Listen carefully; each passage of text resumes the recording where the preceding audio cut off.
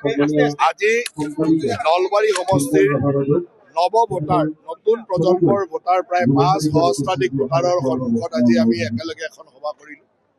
আমাৰ নতুন প্ৰজন্ম যিসকলৰ এইবাৰ প্ৰথমবাৰ ভোট উঠিছে বা যোৱা লোকসভাত প্ৰথমবাৰৰ কাৰণে ভোট দিছিল, একেবাৰে কম বয়সীয়া নতুন প্ৰজন্ম যিয়ে ৰাষ্ট্ৰখনৰ সামগ্ৰিক বিকাশ বিচাৰে, উন্নয়ন বিচাৰে, ৰাষ্ট্ৰখনৰ সুৰক্ষা বিচাৰে, তেনেকুৱা 5 সহস্ৰাধিক ভোটাৰ আজি ইয়াত আহি উপস্থিত হৈছিল।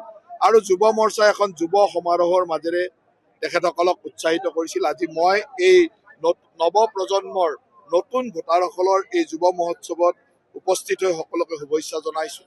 আৰু এইখন অসম নতুন প্ৰজন্মই কেনেকৈ গঢ়িব লাগিব, নতুন প্ৰজন্মৰ অসমখন মুখ্যমন্ত্ৰী ডাঙৰীয়াই কেনেকৈ আগবঢ়াই নিব বিচাৰিছে, দুৰ্নীতিমুক্ত স্বচ্ছ নিকাভাৱে নিযুক্তি দিয়া, মুখ্যমন্ত্ৰীৰ আত্মনিৰ্ভৰ অসমৰ জৰিয়তে আত্মসংস্থাপনৰ সুবিধা কৰা ইত্যাদি সকলো দিশকে তেখেতসকলৰ লগত আলোচনা কৰিছোঁ। আৰু নতুন প্ৰজন্মৰ উৎসাহ দেখি মই অত্যন্ত আনন্দিত হৈছোঁ। ইমান বছৰ ৰাজনৈতিক জীৱনত নলবাৰীত কেতিয়াও এনেদৰে একেবাৰে য়ং নতুন প্ৰজন্ম 5,000 ওলাই অহা মই দেখা নাছিলোঁ। আজি মই অত্যন্ত আনন্দ অনুভৱ কৰিছোঁ যে এনেকে 5 সহস্ৰাধিক নতুন প্ৰজন্মৰ ভোটাৰ ওলাই আহিছে, আৰু সেয়া আমাৰ দলটোৰ কাৰণে এটা ভাল বতৰা, অত্যন্ত শুভ বাৰ্তা বুলি মই ভাবোঁ।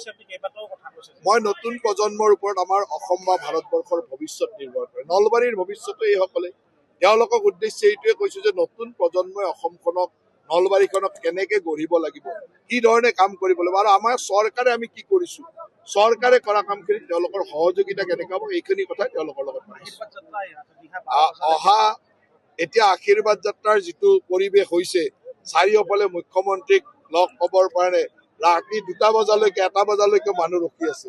এই পৰিৱেশে আমাক যথেষ্ট আনন্দ দিছে, কিন্তু ৰাইজৰ এই পৰিৱেশবিলাক লক্ষ্য ৰাখি আমি নতুনকৈ জন আশীৰ্বাদ যাত্ৰাৰ পৰিকল্পনা অলপ বেলেগকৈ কৰিব লাগিব। কাৰণ ৰাইজ এনেকৈ ওলাই আহিছে যাৰ কাৰণে সময়মতে গৈ পোৱাত অসুবিধা হৈছে, ৰাইজ 1টা বজালৈ ৰৈ থাকিব লগা হৈছে। সেইকাৰণে আমি অকণমান যাত্ৰাটোৰ কিছু নতুন পৰিকল্পনা কৰিব লাগিব, য'ত ৰাইজৰো অসুবিধা নহয় আৰু ৰাইজেও মুখ্যমন্ত্ৰী ডাঙৰীয়াক ওচৰৰ পৰা পোৱাৰ সুবিধা হয়। অহা চৰকাৰ আমি ৰাইজৰ আশীৰ্বাদত যদি আমি অহাবাৰ চৰকাৰ অনাওঁ, তেতিয়াহ'লে নিশ্চয়কৈ মুখ্যমন্ত্ৰী ডাঙৰীয়াই কৈছে যে এইবাৰ 1,70,000 লোকক আমি চাকৰি দিবলৈ সক্ষম হ'ম এই কাৰ্যকালৰ শেষলৈকে। গতিকে অহাবাৰ নিশ্চয়কৈ 2 লাখ দিব লাগিব।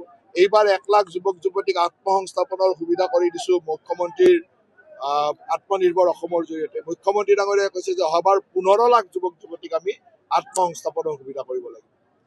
এই দলটোতো মই দেখা নাই, কাৰণ পাকিস্তানৰ চোৰাংচোৱাগিৰি কৰাৰ পিছত অসমৰ ৰাইজে তেনেকুৱা নেতাৰ জৰিয়তে দলক আগবঢ়াই দিব বুলি মই ভবা নাই। যিকোনো খবৰৰ বাবে যোগাযোগ কৰক আমাৰ এই নম্বৰত 9181 307 221।